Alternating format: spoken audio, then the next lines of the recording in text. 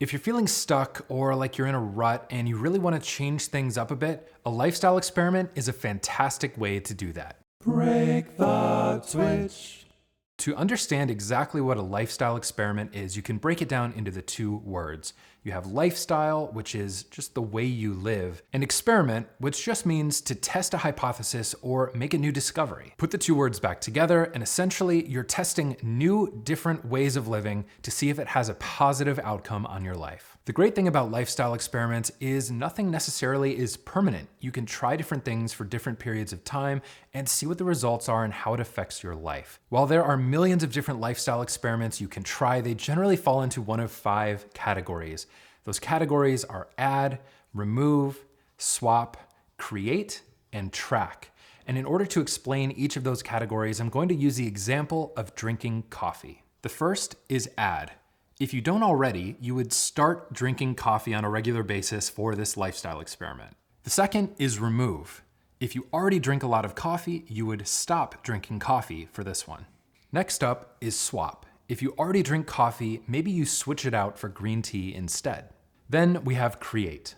With this example, you would only drink coffee that you make yourself.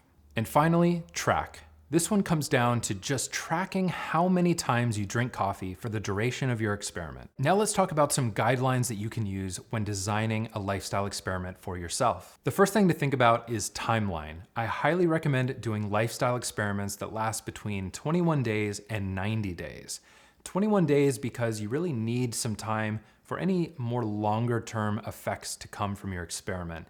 And I wouldn't make it much longer than 90 days because it's really important to finish out your experiment so you can make some decisions based on the results. And you don't want them to be so long that you find yourself dropping out early. The second thing to consider is difficulty. Now, this might take some trial and error to get just right, but basically, if you've never done cardio or you don't work out at all, don't design a lifestyle experiment that is working out 7 days a week for 90 minutes per day and expect that to go well. You really want to do this in a way that allows you to complete the entire experiment as well as possible and figure out how it makes you feel overall. The third thing to consider is that the experiment needs to be trackable. You can do that in a notepad or your favorite app, it doesn't matter, but you need to track your progress throughout the duration of the experiment to make sure you're staying on top of everything you need to do, and so you can really note the results that the experiment has.